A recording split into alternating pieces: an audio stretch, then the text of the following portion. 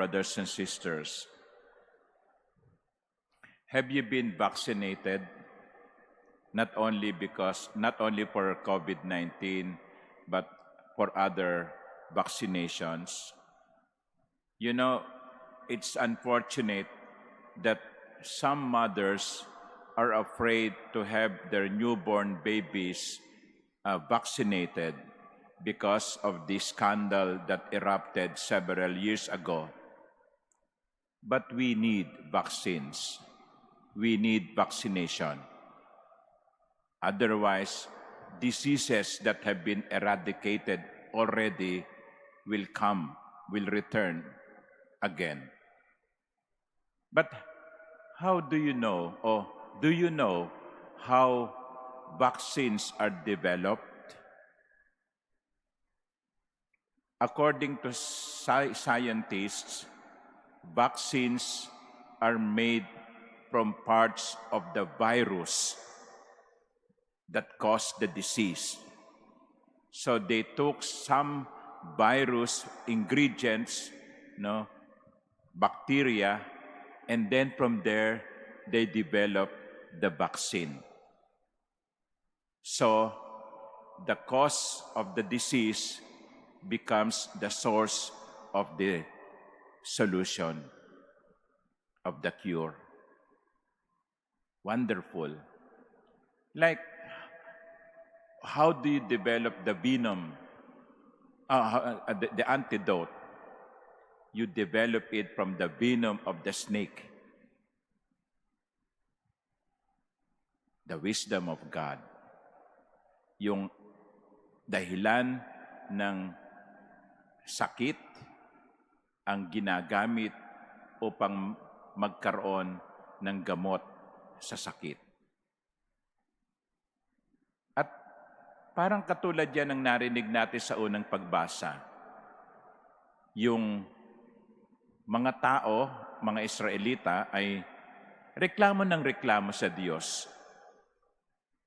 Kaya siguro napika ang Diyos, kaya't sila'y tinuklaw ng ahas. Kaya nakiusap ang mga tao kay Moises, tulungan mo naman kami. Ipakiusap mo kami kay Yahweh. At ang sabi ni Yahweh, sige, lumilok ka ng isang ahas. At ang sino mang titingin do sa ahas na yon ay gagaling.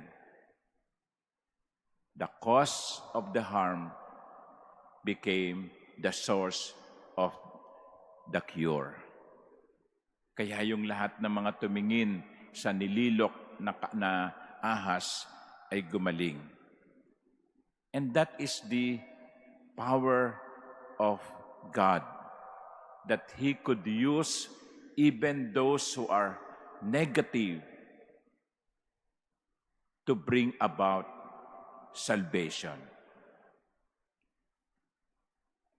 And that is what we are celebrating today, my dear brothers and sisters.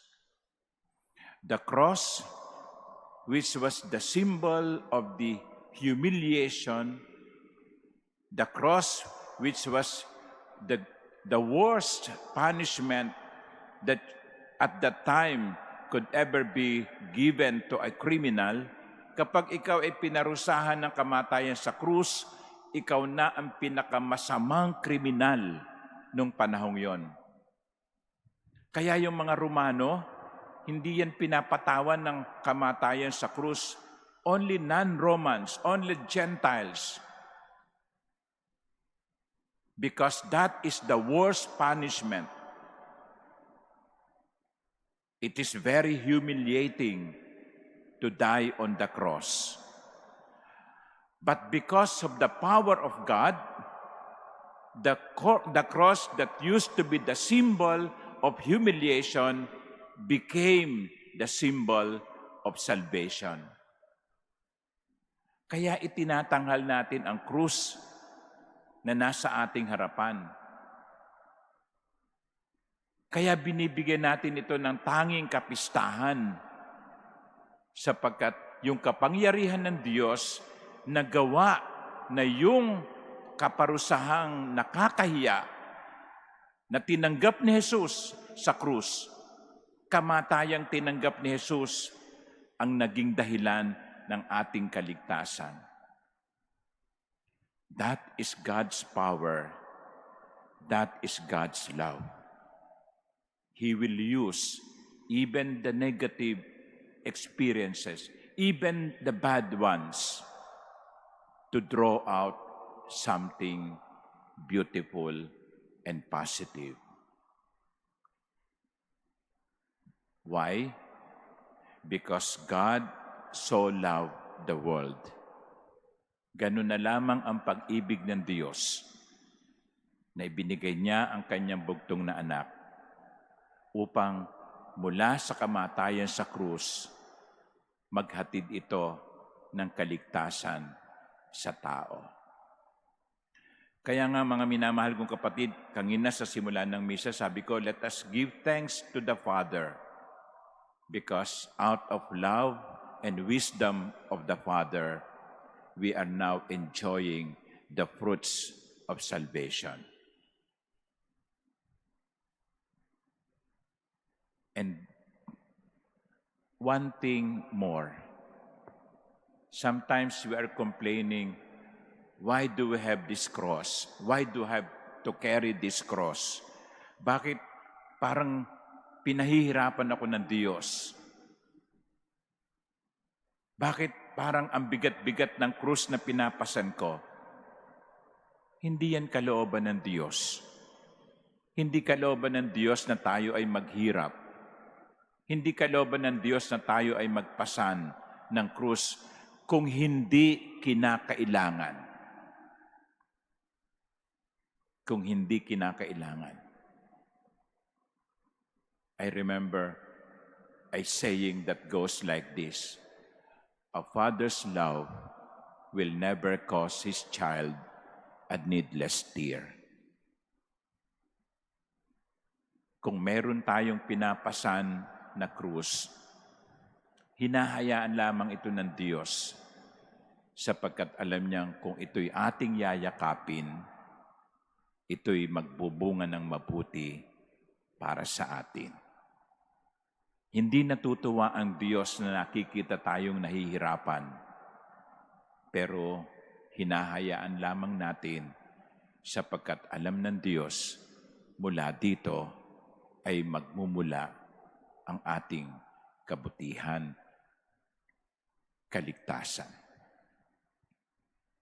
Kaya kapag meron kayong pinagdaraan ng mabigat na krus, sabihin nyo lang sa Panginoon, Panginoon, medyo mabigat ito pero tulungan mo ko dahil alam kong sa tulong mo, makakaya ko itong pasanin.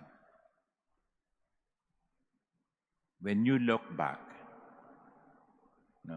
to your life experience in the past, isn't it true that your most struggling moments in life are also the most liberating? Ganun ang talino ng Diyos Yung negative, pwede niyang gawing positive. Yung maitim ay pwede niyang gawing maputi. Mula sa masama, pwede siyang humugot ng mabuti. A father's love will never cause his child a needless tear. Amen.